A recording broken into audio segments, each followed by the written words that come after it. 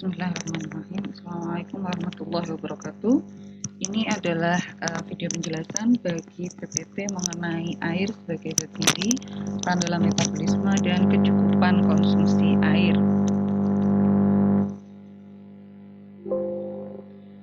Jadi, air sebagai zat gizi. Jadi yang disebut zat gizi adalah bahan-bahan yang kita ambil dari lingkungan untuk dapat berfungsi normal, yaitu untuk hidup dan tumbuh normal. Dan air adalah bahan yang sangat penting yang kita butuhkan dan kita ambil dari lingkungan. Maka air sejak tahun 2004 diklasifikasikan sebagai zat gizi. Apakah kita betul-betul butuh air gitu ya? Nah, ternyata kita dapat bertahan selama 2 bulan tanpa makanan sama sekali dan hanya dengan mengkonsumsi air, karena di dalam tubuh kita terdapat cadangan lemak dan cadangan gula ya, dalam jaringan adiposa dan glikogen.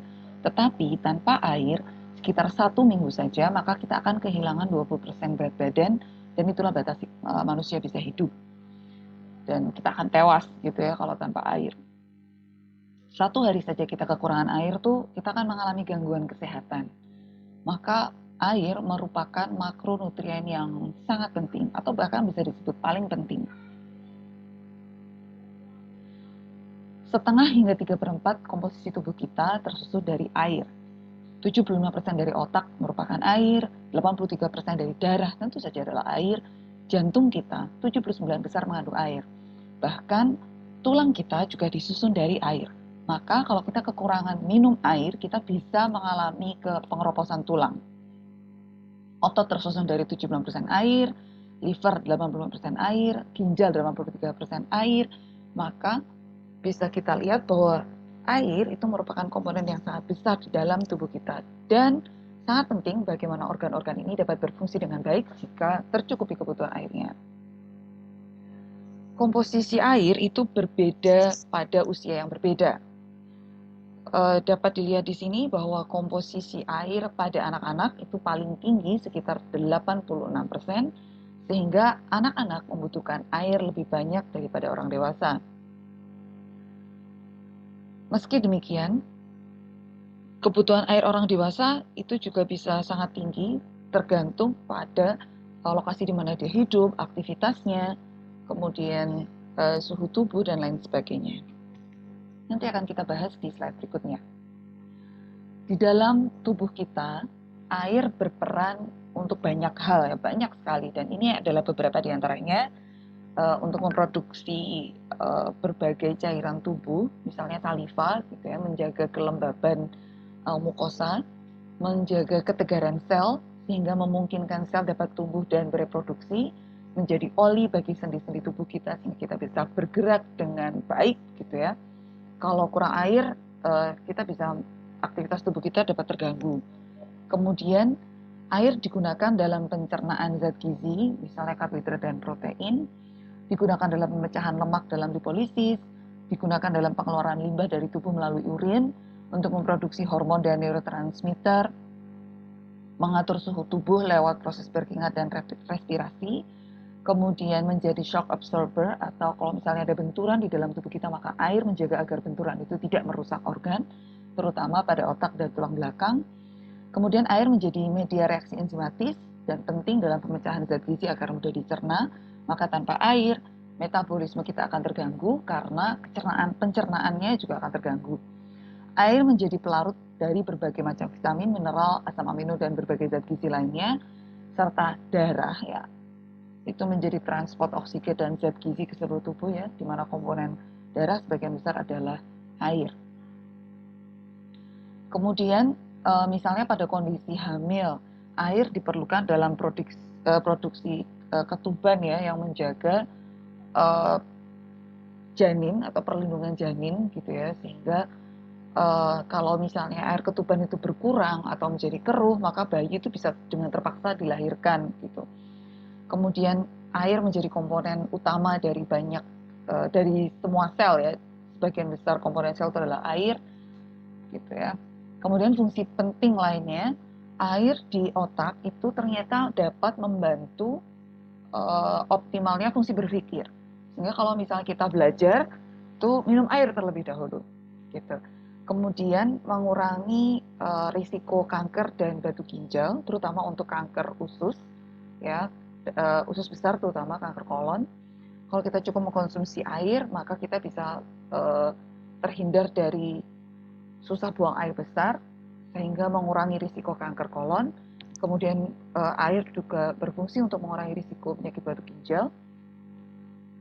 Kemudian dapat menjaga kondisi pasien penyakit degeneratif. Jadi orang yang menderita penyakit degeneratif, Alzheimer, diabetes, hipertensi, apapun itu ya, kalau cukup dalam mengkonsumsi air, maka kondisi organnya akan lebih terjaga. Dan ini terbukti juga di keluarga saya. Jadi bapak saya itu disiplin dalam mengkonsumsi air. Alhamdulillah kondisi ginjalnya itu alhamdulillah masih terjaga sampai sekarang. Kemudian kalau kita mengkonsumsi air yang cukup sebelum kita makan, maka kita akan lebih mudah kenyang sehingga mengurangi kalori intake. Kemudian organ-organ di dalam tubuh kita, ya, fungsi selularnya akan jadi lebih optimal juga ketika kita cukup mengkonsumsi air. Water balance, jadi keseimbangan air, ada air masuk dan ada air keluar. Metabolisme kita ya, itu menghasilkan air juga dari proses pembentukan lemak, itu kan mengeluarkan air. Proses pembentukan protein, ya, sintesis protein itu kan menghasilkan air, ya. Jadi air dihasilkan di metabolisme kita itu kurang lebih sekitar 400 mili. Kemudian dari makanan yang kita konsumsi sekitar 500 mili atau setengah liter. Kemudian dari cairan yang kita konsumsi sekitar 1.500 sampai 2.000 mililiter atau 1,5 sampai 2 liter. Kemudian air itu keluar dalam bentuk keringat, uap air di nafas kita, dan kemudian urin. Jumlahnya total sekitar 2,3 liter. Maka kita harus mengimbangi air yang keluar itu dengan air yang masuk dari makanan dan minuman yang kita konsumsi. Ketika kita minum, ternyata air itu tidak langsung masuk ke jaringan. Jadi ternyata menunggu sekitar 10 hingga 15 menit untuk masuk ke dalam plasma darah, lalu dibawa ke jaringan. Suhu air menentukan kecepatan penyerapan. Kalau air yang kita konsumsi itu hangat, maka akan semakin cepat untuk masuk ke dalam plasma darah dan dibawa ke jaringan. Maka kalau kita kondisinya sakit, suhu tubuh kita naik dan kita butuh banyak air, sebaiknya kita mengkonsumsi air hangat. Kemudian kalau misalnya pada saat kondisi udara panas gitu ya, kita minum air dingin, itu air dingin ini dapat menurunkan suhu tubuh kita, tapi kemudian juga perlu waktu untuk masuk ke dalam plasma darah. Jadi sebenarnya ya kalau udara panas tuh, misalnya kita pengen air itu segera masuk ke dalam jaringan, kita tetap mengkonsumsi air hangat. Jadi atau airnya jangan terlalu dingin gitu ya. Kemudian konsumsi air harus sering kita lakukan karena air keluar lewat keringat dan nafas. Jika kita minum air baru ketika kita haus, itu kita akan mengalami disfungsi atau kekurangan dari thermal regulation, dan kita akan performance kita dalam keseharian ya, berpikir, hidup sehari-hari itu akan terganggu karena air akan keluar lewat tadi ya, keringat, nafas, kemudian urin. Jadi sebaiknya kita mengkonsumsi air tanpa menunggu merasa kehausan. Bagaimana kalau misalnya puasa? Nah, di malam hari kita bisa sering-sering mengkonsumsi air. Ternyata pengeluaran air lewat keringat, lewat nafas, dan urin itu sangat penting. Keringat itu penting sekali dalam menjaga stabilitas suhu tubuh dan menjaga bagaimana tubuh itu berfungsi. Pengurangan air melalui keringat dan urin akan menciptakan keseimbangan dan stabilitas suhu tubuh, sehingga tubuh akan berada pada suhu sekitar 37 derajat Celcius, dan fungsi-fungsi regulasi enzimatis dan hormonal kita akan berjalan dengan baik. Nah, keseimbangan itu, kalau misalnya kita kekurangan air, maka keseimbangan itu akan terganggu, dan penandanya adalah haus. Sehingga haus menjadi penanda, sudah menjadi penanda vital kalau kita butuh air. Ini ada satu kejadian di tahun 1912, ada seorang atlet olimpiade dari Portugal namanya Francisco Lazaro. Lazaro merupakan orang yang pertama kali meninggal pada saat pelaksanaan olimpiade modern. Dia menjadi peserta maraton gitu ya. Pada kilometer ke-30 dia pingsan karena suhu tubuhnya mencapai suhu 41 derajat Celcius. Kenapa? Ternyata dia berpikir kalau semakin banyak dia berkeringat, maka kecepatan larinya akan menurun, sehingga dia mengoleskan kayak semacam minyak gitu ya, atau lilin, atau disebut grease gitu, ke seluruh tubuhnya agar dia tidak berkeringat. Ternyata dia kemudian mengalami hipertermia atau peningkatan suhu tubuh di atas 40 derajat Celcius, sehingga pada kilometer ke-30 itu dia ambruk dan keesokan paginya dia meninggal. Sebelum lari itu, ketika dia mengoleskan minyak gitu ya ke seluruh tubuhnya supaya tidak berkeringat, itu dia bilang, either I win or I die. Aku tuh harus menang atau aku mati gitu ya. Jadi dia ternyata adalah atlet amatir. Jadi dia sudah memenangkan perlombaan lari di negaranya sendiri sebanyak 3 kali sebelum akhirnya mewakili Portugal ke Olimpiade. Dia itu sebenarnya tukang kayu gitu ya, di perusahaan automobil. Jadi perusahaan mobil di Portugal ketika itu banyak komponennya dibuat dari kayu, dan dia jadi tukang kayu di situ. Dan kemudian karena dia menang, dia dapat banyak uang kan dari perlombaan-perlombaan itu. Dan kemudian dia pengen menghasilkan lebih banyak uang untuk keluarganya, dan dia tidak mau kalah gitu ya. Maka kemudian karena dia berpikir kalau ternyata dia semakin berkeringat, jadi ketika dia maraton di negaranya, semakin banyak dia berkeringat tuh, dia merasa semakin, oh aku tuh lelah, dan oh ini tuh berkeringat itu ini menurunkan kecepatan lariku. Maka kemudian supaya dia menang Olimpiade, dapat emas tuh dia mengoleskan lilin agar tidak berkeringat. Dan betul, dia tidak berkeringat gitu. Tapi akibatnya dia mengalami hipertermia tadi kan. Dan kemudian dia meninggal. Jadi ternyata pengeluaran air lewat keringat itu juga penting bagi tubuh kita.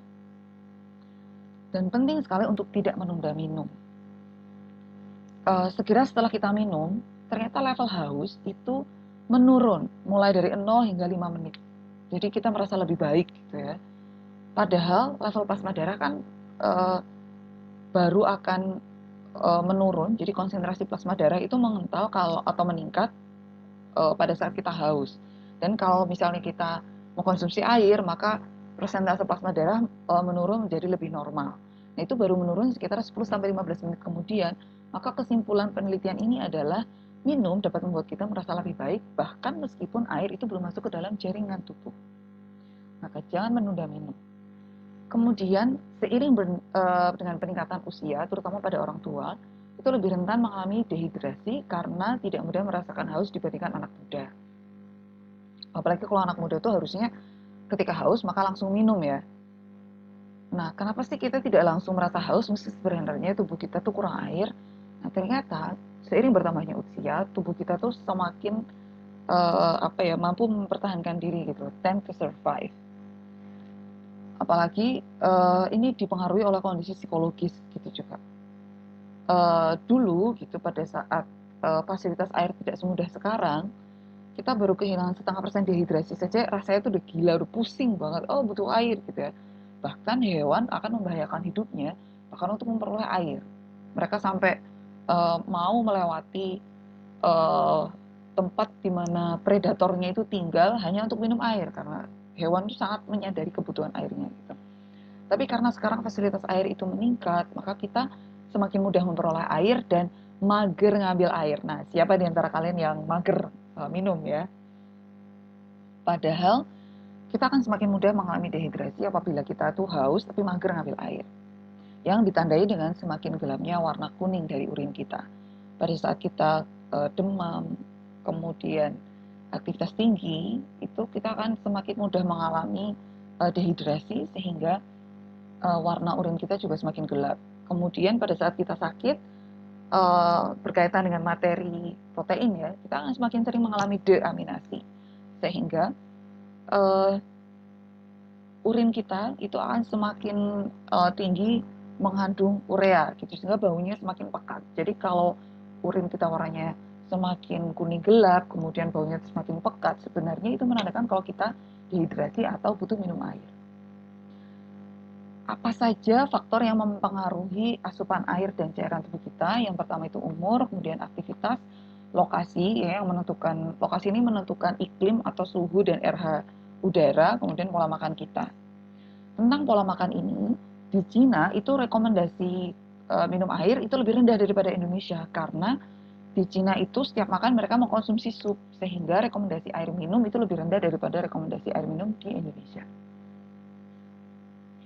Riset dari Departemen Kesehatan menyatakan bahwa berbagai daerah di Indonesia itu mengalami masalah kekurangan air. Jadi Departemen Kesehatan itu melakukan survei konsumsi air, ya ternyata hampir separuh dari orang di Jakarta, Jawa Timur, dan Sulawesi Selatan itu mengalami kekurangan konsumsi air, gitu ya. Padahal orang Indonesia rata-rata harus mengkonsumsi air dari air minum, gitu ya, direkomendasikan 1,8 liter per hari. Dan survei juga menyatakan bahwa konsumsi cairan terbanyak kita itu dari air putih. Sehingga kita perlu mengkonsumsi air. Nah, bagaimana kalau kita kekurangan konsumsi air atau berlebihan minum air?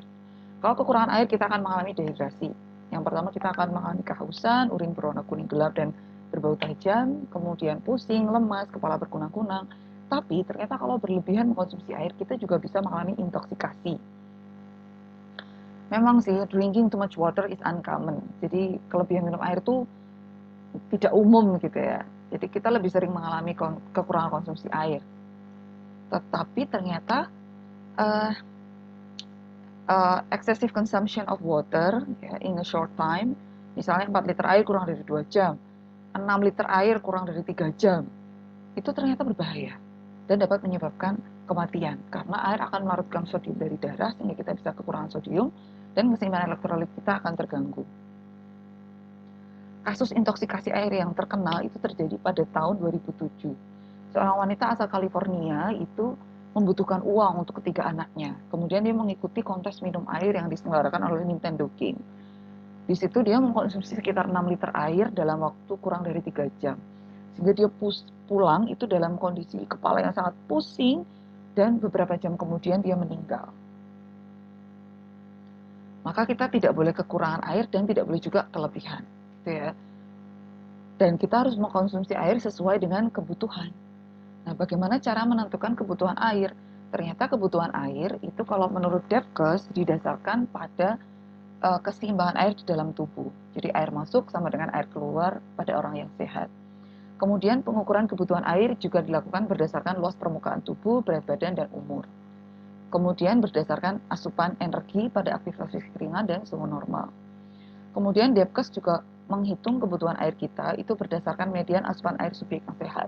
Jadi kira-kira subjek yang sehat itu kalau mau konsumsi air berapa liter, itu kondisi tubuhnya normal, dia dapat berfungsi secara normal gitu ya, itu kira-kira berapa. Jadi dilakukan survei pada sekian ratus orang.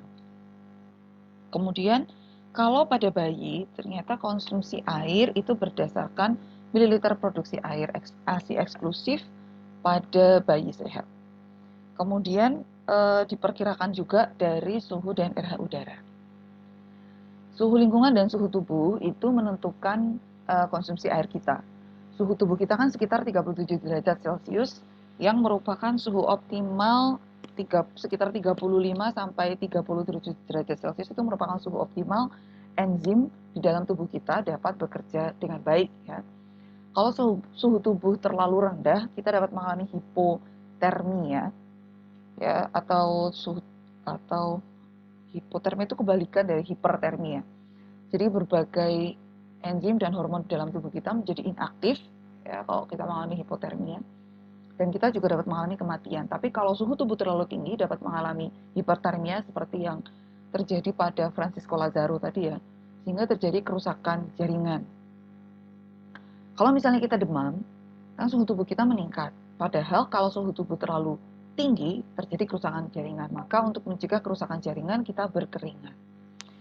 Evaporasi atau perspirasi atau pengeluaran uap air dari nafas kemudian pengeluaran keringat itu menurunkan suhu tubuh.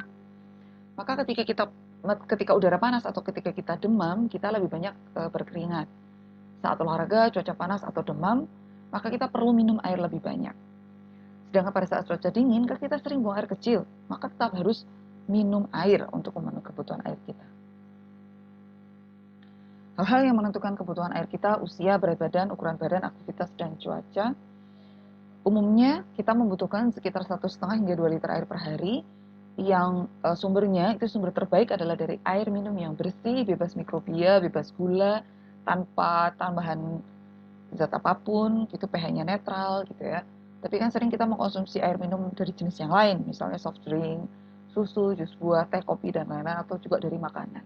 Makanan yang berkuah atau makanan biasa aja, itu juga bahan makanan itu kan mengandung air ya.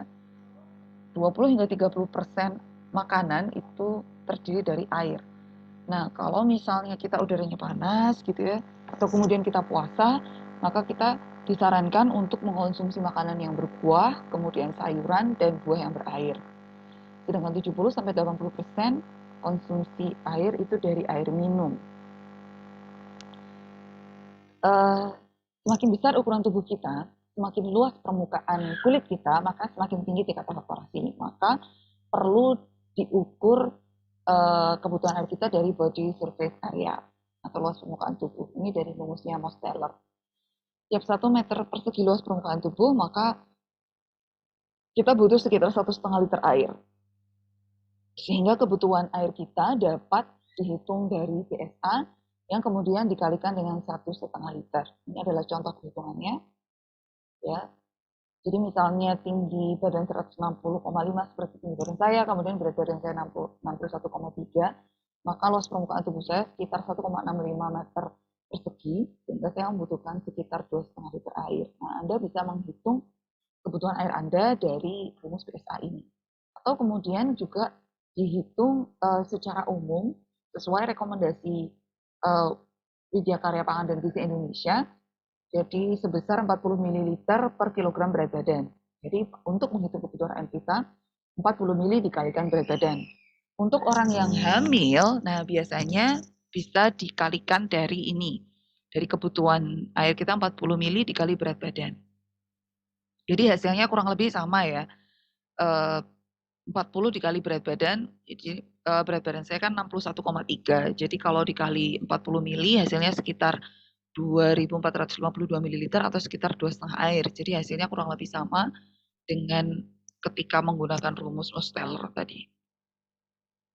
Kemudian pada usia yang sudah tua, lansia membutuhkan sekitar 1.500 mili air dan tidak boleh kelebihan. Karena kalau kelebihan, maka akan memperberat kinerja ginjal. Dan ini bahaya bagi kinerja ginjal, bagi kondisi ginjal gitu ya, terutama orang yang misalnya mengalami diabetes atau hipertensi. Kemudian kebutuhan air juga ditentukan oleh lokasi tempat tinggal. Sebenarnya ini disesuaikan dengan race atau ras gitu ya. 1,8 liter itu untuk orang Asia atau Asia Tenggara, misalnya di Indonesia dan Filipina. Sedangkan kalau di USA itu sekitar 2,4 liter kebutuhan air untuk orang dewasa. Karena kan ukuran tubuh mereka lebih besar gitu ya. Ras Kaukasia dan ras Negro itu kan ukuran tubuhnya lebih besar. Sehingga kebutuhan airnya juga lebih besar. Kemudian kalau di negara 4 musim, kebutuhan air ini juga ditentukan oleh cuaca atau oleh musim gitu ya. Jadi kalau di musim dingin dan di musim semi, kebutuhan airnya lebih rendah daripada kalau misalnya musim panas. Juga ditentukan oleh kebiasaan makan. Tadinya mengkonsumsi banyak sup, misalnya seperti orang Cina. Gitu. Nah, bagaimana dengan konsumsi air kita? Konsumsi air yang paling baik itu bukan banyak tapi dalam waktu yang singkat gitu ya, tapi sering-sering dan sedikit-sedikit gitu ya, misalnya setengah atau 1 gelas air gitu. Dan jangan menunggu haus. Nah, bagaimana dengan kondisi puasa? Maka kita disarankan untuk sering minum air di malam hari. Seperti itu materi kita mengenai air.